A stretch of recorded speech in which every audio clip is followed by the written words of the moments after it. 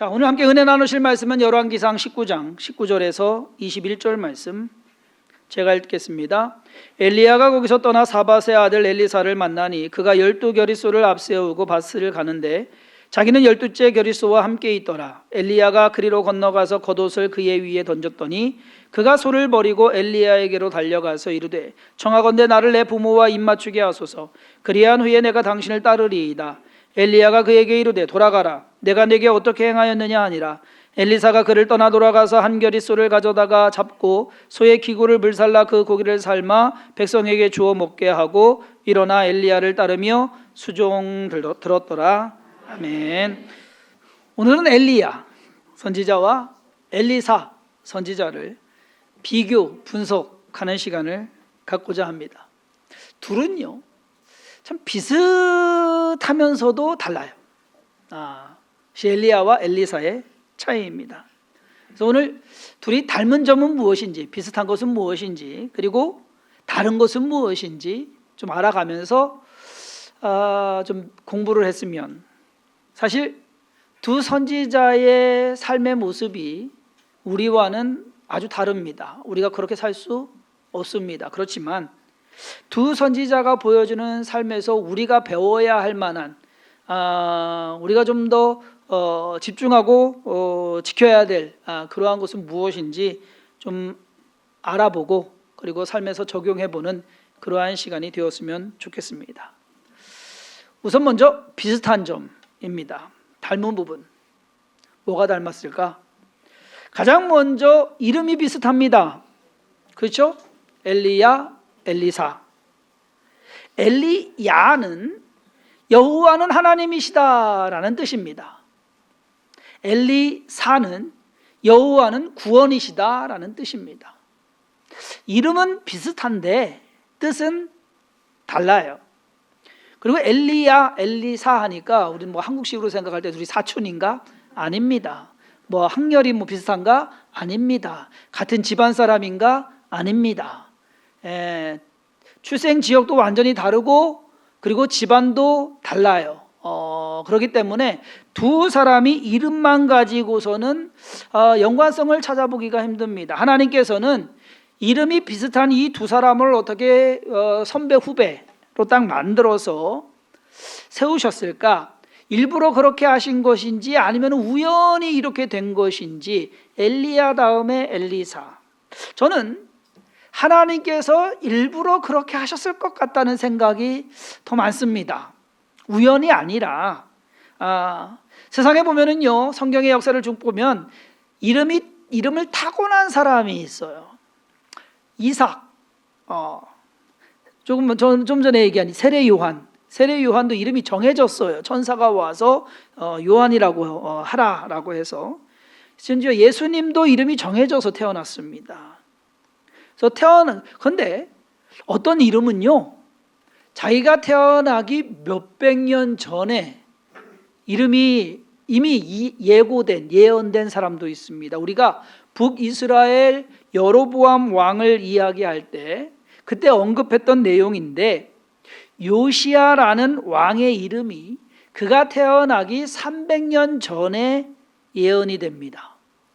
열왕기상 13장 2절을 보면 하나님의 사람이 제단을 향하여 여호와의 말씀을 외쳐 이르되 제단아 제단아 여호와께서 이와 같이 말씀하시기를 다윗의 집에 요시야라 이름하는 아들을 낳으리니 그가 내 위에 분향하는 산당 제사장을 내 위에서 제물로 바칠 것이요 또 사람의 뼈를 내 위에서 사르리라 하셨느니라 하고, 다윗의 집에 요시야라 이름하는 아들, 이 아들이 300년 뒤에 태어나요. 여러분 생각을 해보세요. 아니 어떻게 300년 뒤에 그냥 누군가가 태어날 것이라는 것이 아니라 이름까지 요시야라는 이름. 그러면 요시야의 아버지는 자기 아들이 그러한 일을 할 것을 알고 그 이름을 지었을까요? 아니면은 그 예언을 알고서 내 아들이 그거 했으면 좋겠네 해가지고서 요시야라고 이름을 지었을까요? 아니거든요. 그냥 지었는데 그 이름이 이미 300년 전에 하나님께서는 그 모든 것을 아시고 그 이름을 정해 놓으셨다라고 하는 것. 엘리야와 엘리사의 본인들의 이름, 자기들이 진 거 아니잖아요. 계명한 것도 아니에요. 그 부모님들이 져준 거예요. 그랬는데 연관이 없을 것 같은데 하나님께서 두 사람을 연관시켜 버리시네. 엘리야, 엘리사. 그러다 보니까 엘리야와 엘리사를 혼돈할 수가 있어요. 근데 여러분 어떻게 혼돈 되십니까? 엘리야가 뭔 일 했는지 엘리사가 뭔 일 했는지 혼돈하시면 안 되는데. 네. 오히려 비교는 되거든요. 근데 여러분들이 딱 더 둘 중에 이름 엘리야, 엘리사 하면 누구를 더 택하시겠습니까? 하나, 둘, 셋. 엘리야이실 것 같아요.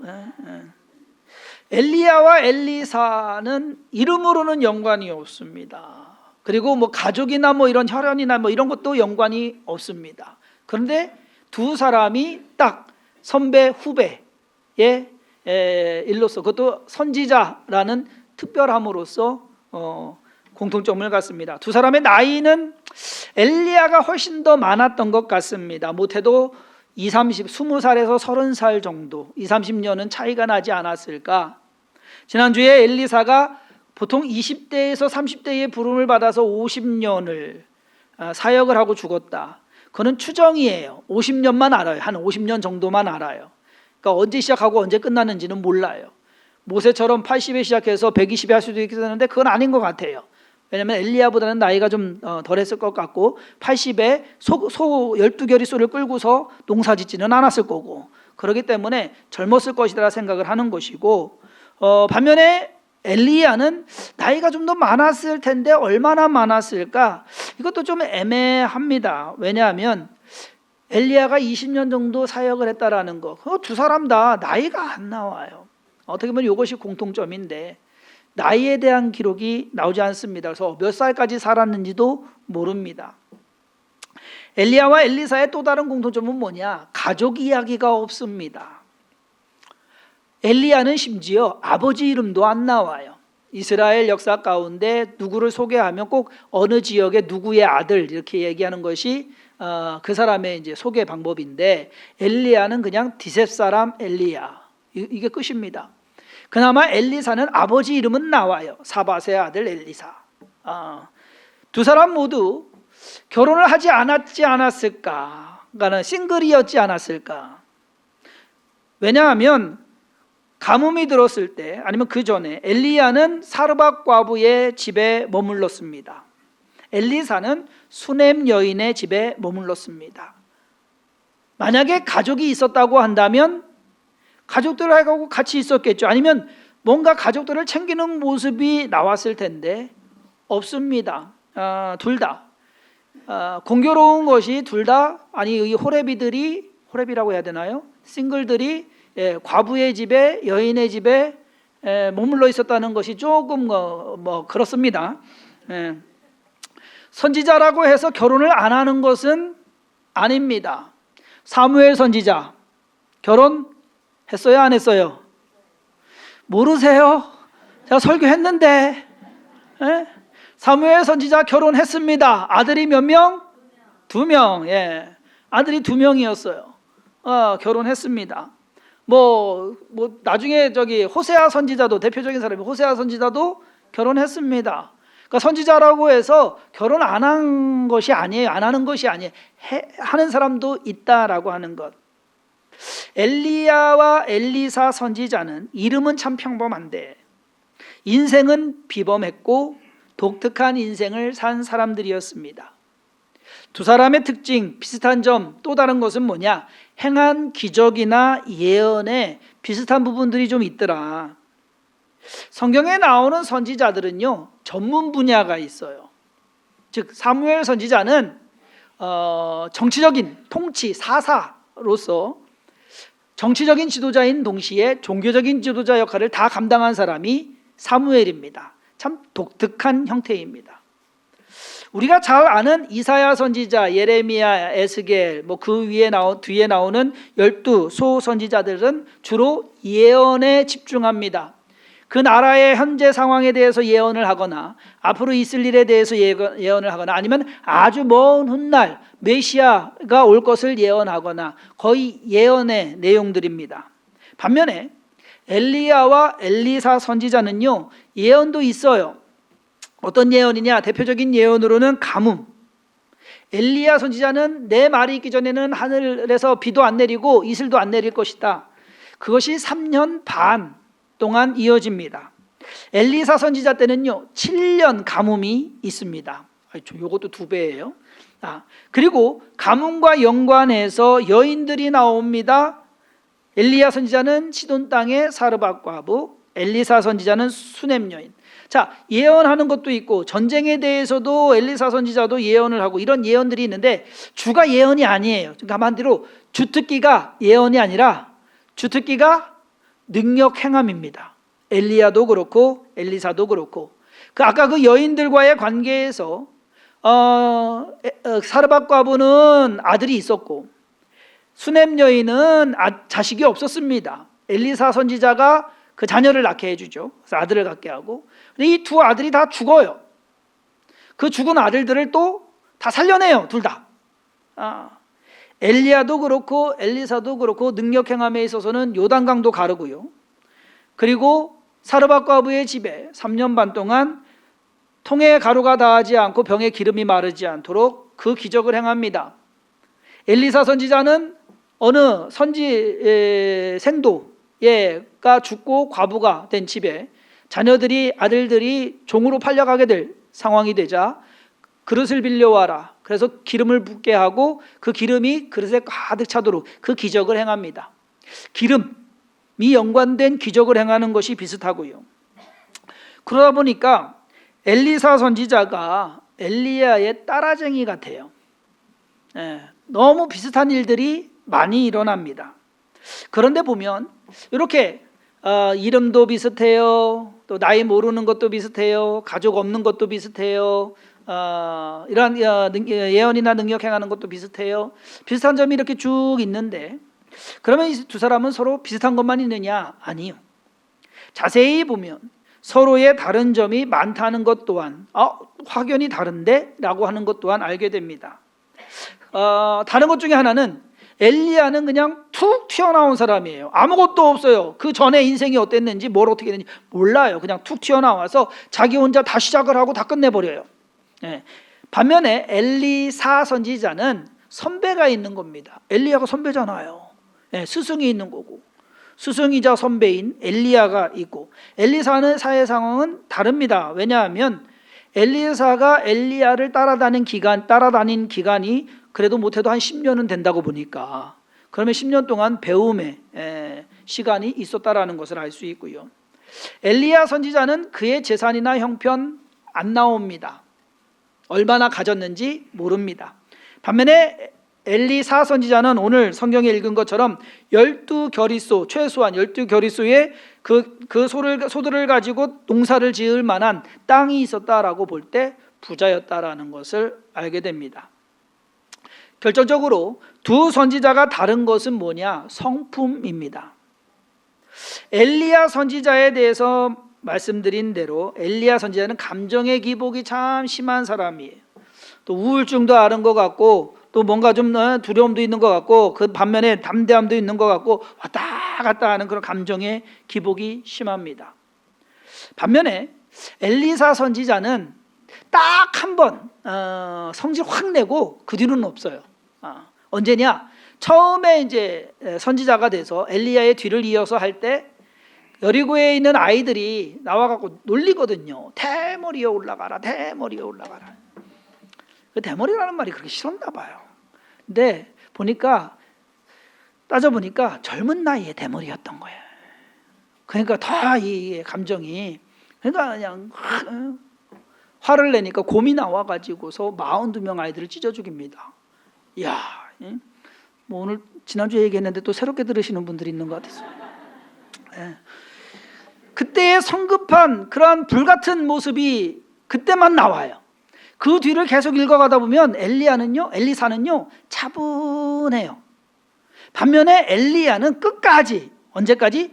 죽기 전까지, 하늘로 올라가기 전까지 산에 딱 있는데 왕이 사람을 보내요. 50부장을 보내요. 그러니까 50부장과 50명의 군인을 보내서 모셔와라, 뭐 잡아와라, 뭐 하여튼간 데리고 와라. 갔더니만은 내가 엘리야면 하늘에서 불이 내서 너희를 사르리라. 다 죽여버려요. 쉬운 한 명이 죽었죠. 또 보내요. 또 죽여요. 그래서 총 102명이 죽습니다. 아무 저기 한 것도 없는데 엘리야가 그렇게 그냥 성질이, 이 성품이 어떻게 보면 불같아요. 성품에 비해서 이제 두 사람의 성품이 차이가 확연히 있다라는 것을 알고, 또 다른 차이는 뭔지 아십니까? 어떻게 보면 이것이 가장 중요하고 핵심적인 왕들과의 관계입니다. 엘리야 선지자는 왕들하고 안 친했어요. 특히 아합 왕과는 완전히 원수지간이었습니다. 아합을 도와주지를 않습니다. 그래서 아합과는 원수가 되어가지고서 서로 이러고 있어요. 엘리야 선지자는 정치에는 관여 안 합니다. 뭐 어떻게 하든지 간에 정치에는 손을 딱 댑니다. 반면에 엘리사 선지자는 정치에 관여를 합니다.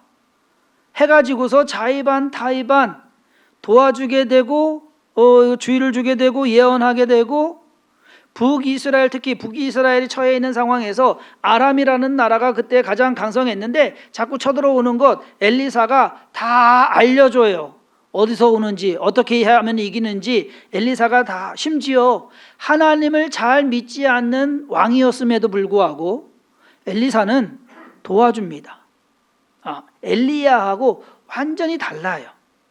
엘리야 같았으면 절대 안 도와줬을 겁니다. 이기도록 어떤 능력이나 기적도 행하지 않았을 겁니다. 그런데 엘리사는요, 기적도 행해주고 예언도 해주고 왕을 도와주는 그러한 모양새를 보입니다. 이런 면에서 두 사람이 완전히 다르구나. 성향이 성품도 다른데 성향도 다릅니다. 요즘식으로 하면 엘리야 선지자는 보수고 엘리사 선지자는 진보고, 극과 극이에요. 하는 것을 보면 보수와 진보는 서로 다른 성향이고 이념이고 반응입니다. 그런 면에서 보면 엘리야 선지자와 엘리사 선지자가 함께 사역을 했다고 한다면 어떤 일이 벌어졌을까? 분명 둘은 서로 대립하고 고집하고 자기가 옳다고 싸웠을 수도 있습니다. 그래서 하나님이 엘리야 데리고 가신 것 같아요. 니네 같이 있으면 큰일 난다. 그래서 데리고 올라가신 것 같아요. 두 사람을 서로 다른 상황에서 다른 시간대에 사역하도록 하나님께서 그들의 모습대로, 그들의 방법대로, 그리고 그들만의 취향대로. 무슨 말이냐? 정답은 누가 어떠한 성향이고 어디 출신이고 어떠한 생각을 가졌느냐가 아니라는 거예요. 진짜 중요한 거는 정답은 하나님께 쓰임을 받느냐 아니냐라고 하는 겁니다. 하나님의 일을 하느냐 그렇지 않느냐라고 하는 거예요. 엘리야 선지자도 그렇고 엘리사 선지자도 그렇고 자기들의 능력이나 자기들의 능력을 과시하기 위해서, 자기들의 꿈을 실현하기 위해서, 자기들의 야망을 이루기 위해서 능력을 행하고 사역을 한 것 아니다라는 겁니다. 하나님께서 부르셨기에 선지자가 된 것이고 하나님께서 그 일들을 하라고 하시기에 그 임무를 맡아서 한 것뿐입니다. 둘의 임무 수행에 하는 그 과정이, 그 방법이 다를 뿐입니다. 중요한 것은 하나님께서 하라고 하시는 것, 하나님께 집중된 것, 그것이 중요한 거예요. 그들만의 사역이지만, 그들만의 시대이지만 하나님의 사역이고 하나님의 일이었다라는 것, 하나님을 위한 그리고 하나님에 의한 그러한 사역, 그러한 삶을 살았다라는 것, 그것이 중요한 거예요. 어떠한 능력을 행했느냐, 어떠한 기적을 행했느냐, 왕하고 친하게 지냈느냐, 왕하고 대립하고 있었느냐, 그것이 중요한 것이 아니다라는 얘기입니다.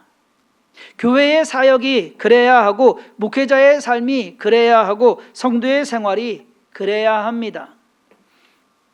교단마다도 특색이 있어요. 보수적인 또는 진보적인. 사회 문제에 더 민감한 교단도 있고 교회도 있고, 그리고 절대 사회 문제 쪽으로는 관여하지 않으려고 하는 교회도 있고. 자, 중요한 것은 뭐냐면은 어디에 초점을 맞추느냐, 그것이 하나님께 초점을 맞추고 있느냐라고 하는 것이 중요한 거예요. 저와 여러분들은 부르심을 받은 자들입니다. 그렇기 때문에 하나님 중심에서 하나님을 믿고 나아가는 것에서 하나님의 일을 그때그때 할 수 있는 겁니다. 나와 다르다고 무조건 틀린 것이라고 한다고 한다면 그것은 배척하는 것밖에 되지 않습니다.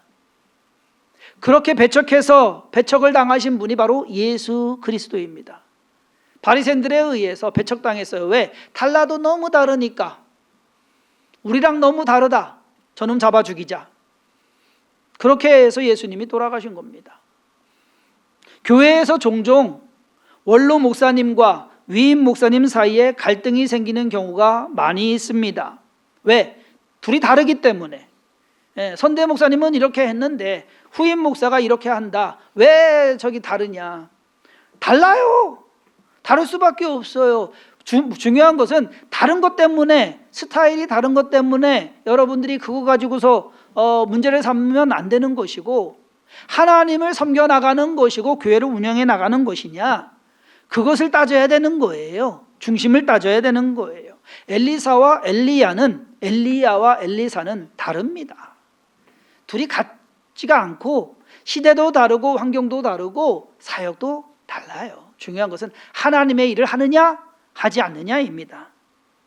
제가 저희 교회를 설명할 때 모래시계형이라고 설명을 해요.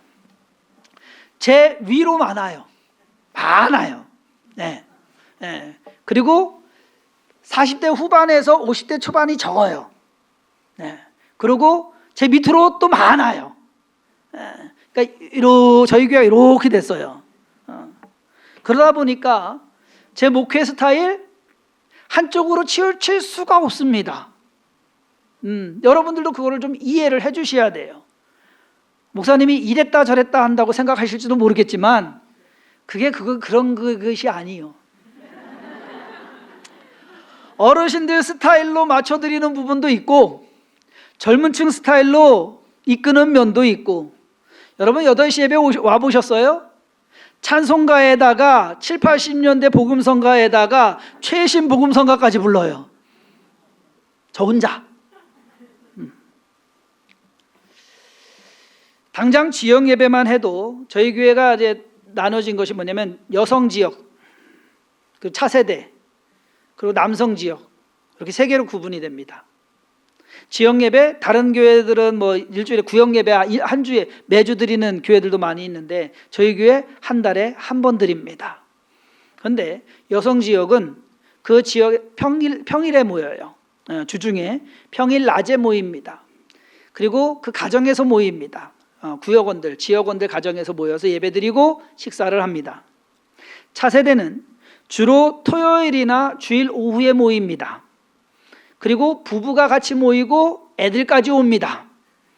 그래서 한 지역 모이면은 10 몇 명에서 두 지역이 같이 연합이 됐다 그러면은 20명이 넘어버립니다. 그러면 이 식구들 식당 못 갑니다. 쫓겨납니다. 교회에서 배달 음식 시켜서 먹습니다. 그래서 한 달에 한 번 모여서 같이 예배 드리고 식사하고 얘기 나누다가 가면은 보통 6시 7시쯤 모이면 9시 넘어서 갑니다. 이렇게. 남성 지역도 한 달에 한 번 모입니다. 토요일 저녁에. 남성 지역이 5지역에 있는데 토요일 저녁에 모여서 예배 드리고 교회에서 모입니다. 차세대도 그렇고 교회에서 예배 드리고 주변 식당으로 가서 식사를 나눕니다. 그것이 저희 교회 스타일이에요.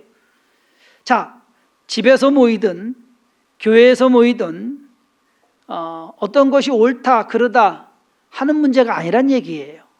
중요한 것은 함께 예배드리고 그리고 교제하고 그러면서 성도의 삶을 살아가는 것, 그것이 중요한 것이지 어떤 방법이 중요한 것은 아니다. 적당한 방법을 찾아야 된다라는 것. 따로 집집마다 신방하지 않습니다. 그렇다고 해서 안 하는 것 아닙니다. 요청이 있으면 신방 갑니다. 그리고 지역에 속하지 못한 분들은 또 가끔 연락해가지고서 식사 자리 따로 잡아가지고 따로 이제 만남을 갖고 교제를 하고 사는 얘기 듣습니다. 그것이 목회예요. 그러니까 정답은 어떠한 형식이냐 어떠한 방법이냐가 아니라 어떻게 모여서 함께 이야기 나누고 예배하고 하는 것, 그것이 정답이더라. 그러니까 저와 여러분들이 저 사람들은 왜 우리랑 달라? 여러분 그렇게 얘기하시면 안 돼요. 달라요. 다른 것은 다른 것으로 인정을 하고, 부모 세대와 자녀 세대가 다르고요. 그렇죠? 자녀 세대와 또 그 손주 세대가 달라요. 그러면 그것을 다 아우르고 가야 된다라는 겁니다. 다른 것 가지고서 나와 다르다고 해서 틀리네. 다른 것이지 틀린 것이 아닙니다. 그것을 우리가 인정해야 된다. 엘리야와 엘리사는 닮은 것 같은데 다른 모습으로 사역을 한 선지자들이었습니다. 그들의 가장 주특기는 기적을 행하는 것이었습니다. 다른 어떤 선지자들도 어떠한 사사들도 이러한 기적을, 이 많은 기적들을 행한 사람들은 거의 없습니다. 하늘에서 불도 내리고 비도 오지 않게 하고 심지어 죽은 사람까지도 살려낸 이 선지자들. 그런데 문제는 뭔지 아십니까? 그렇게 큰 능력을 행했음에도 불구하고 북이스라엘이 멸망당해 가는 것을 멈추지 못했다. 즉 북이스라엘 백성들을 변화시키지 못했다라는 것입니다. 갈멜산에서 하늘에서 불을 내리고 3년 반 동안 오지 않은 비를 내려가지고서 뭔가 다 뒤집어 엎을 그러한 상황인 것 같지만 아합 왕과 이스라엘 백성들의 마음, 신앙은 변하지 않았습니다. 수도 없이 나라를 전쟁에서 위험해서 엘리사 선지자가 구해줬는데 그럼에도 불구하고 이스라엘 왕들은 하나님을 섬기지 않았습니다. 나라를 구한 것은 그때뿐이었더라. 아니 그런 능력을 가졌으면 북이스라엘을 구원하고 나라가 망하는 것을 멈춰서게 하고 백성들이 하나님을 잘 섬기게 만들 수 있었지 않을까. 여러분들이 만약에 그런 능력이 있었으면 그렇게 하지 않으시겠어요? 예? 대한민국 안 바꾸시겠어요? 하늘에서 불도 내리는데 비도 내리는데 죽은 사람도 살리는데 여러분 그러한 능력이 있으면 이 나라 뒤집어엎지 않으시겠습니까? 근데 그게 아니란 얘기예요. 엘리야와 엘리사의 능력이 부족해서 이스라엘 백성들을 하나님께로 돌아오게 못한 것이냐? 아니다라는 겁니다. 그런 식으로 따지면 예수님도 세상을 변화시키지 못했습니다. 오병이어의 기적을 행하시고 무리를 걸으시고 그리고 죽은 자를 살리신 예수님께서, 수많은 기적을 행하신 예수님께서 그런 식으로 따지면 그런 식으로 세상을 바꾸신 것은 아니더란 얘기예요. 예수님의 사명은 뭡니까? 십자가에서 죽으셔서 우리 죄를 사하시고 부활하셔서 우리를 저 영원한 천국으로 인도해 가시는 구원을 이루는 것이 예수님의 사명이었습니다. 병자를 고치는 게 아니에요. 능력을 행하는 게 아니에요. 그것이 주가 아니에요. 저와 성도님들의 인생도 마찬가지란 얘기예요. 능력 행하면 좋죠. 기적이 일어나면 좋죠. 그러나 그것이 왜 기적이 필요하고 왜 능력이 필요하냐라는 겁니다. 나를 과시하기 위해서, 내가 평안하기 위해서, 그렇다면 그것은 잘못된 능력이고 잘못된 기적입니다. 중요한 것은 하나님께서 내게 맡기신 그 삶, 그 인생을 어떻게 살아갈 것이냐. 살아가는데 기적도 필요하고 살아가는데 능력도 필요할 뿐입니다. 과시용이 아니라 내가 뭐 어디 대단한 사람 되기 위해서가 아니라 인생 숙제를 잘 풀어가기 위해서, 우리가 있는 자리에서 우리가 해야 할 일들이라도 제대로 수행해 나간다고 한다면 엘리야와 엘리사만큼은 아니더라도 예수님만큼은 아니더라도 우리의 삶에서 작은 기적과 성공들이 만들어질 것입니다. 코로나19 때 3년 3년이죠. 3년 동안 여러분 문제 잘 풀으셨잖아요. 기적이 나타나지 않았어도 기적적으로 살으셨잖아요. 그렇지 않습니까? 저희 교회 정부가 하라는 대로 다 했어요. 네, 방역수칙 다 지키고 모이지 말라면 안 모이고 어느 날 송구영신 예배인가 아니면 성탄절 때인가 여기 들어올 수 있는 인원이 7명이었어요. 예배 드릴 수 있는 인원이. 그래서 저희 집사람들 집에서 예배 드렸어요. 그 정도로. 그때 목사님들이 얘기했어요. 정부가 하라는 대로 하면 교회 망한다. 교회 문 닫는다. 근데 저희 교회 문 안 닫았습니다. 재정도 어렵지 않았습니다. 왜? 그냥 여러분들이 있는 자리에서 여러분들 신앙 지켜갔으니까 그랬으면 된 거잖아요. 그렇게 해야 되는 거잖아요. 뭐 능력이 나타나고 뭐 저기 해가지고서 해야 돼. 그건 아니란 얘기예요. 올해도 그렇게 지나갑니다. 이제 얼마 남지 않았습니다. 우리가 청주시를 복음화하지 못했어도, 나라를 변화시키지 못했어도 우리가 있는 자리에서 우리가 해야 될 일들을 잘 해왔다면 그것이면 충분하다. 내년도 잘 해나가실 겁니다. 무슨 일이 있을지 모릅니다. 뭐 당장 오늘 밤 10시 반에 무슨 일이 있을지도 모르는데 뭐 어떻게 뭐 내일을 알겠습니까? 그렇지만 일 터지면 또 그거 대응해서 해나가는 것이고 풀어가는 것이고 또 만들어가는 것이고 그것이 인생이더라. 엘리야는 엘리야고 엘리사는 엘리사입니다. 기적은 하나님이 만드십니다. 능력도 하나님이 주십니다. 그러므로 엘리야의 방법이든 엘리사의 방법이든 하나님께 집중하시고 하나님으로부터 맡겨진 사명을 온전히 감당해내는 주성김교회와 선원들 되기를 주님의 이름으로 축원합니다. 기도하겠습니다. 하나님께서 우리를 하나님의 자녀 삼으신 것은 하나님의 뜻이 계시기 때문입니다. 우리의 자랑을 위해서도 아니고 또 우리의 잘남을 위해서도 아닙니다. 하나님, 그저 겸손하게 하나님께서 맡겨주신 인생을 잘 살아가게 하여 주옵소서. 내 자신을 돌아보게 하시고 가정을 잘 꾸려가게 하시며 또 내 일터에서 내가 할 일들을 열심을 다해서 이루어가게 하여 주옵소서. 그러한 때에 어려움이 오면 하나님의 능력으로 해결해 나가는 줄 믿습니다. 믿음 가지고 하루하루 살아가게 하시고 그 안에서 평안을 누리게 하시며 엘리야이든 엘리사이든 그들의 능력이 중요한 것이 아니라 하나님의 일을 행했다는 것이 중요한 일입니다. 그러므로 우리 또한 하나님의 일을 하며 이 땅에서 살아가게 하여 주옵소서. 한 주간도 평안하게 하시고 주의 은혜 안에 거하게 하심을 믿사옵고 예수님의 이름으로 기도했사옵나이다.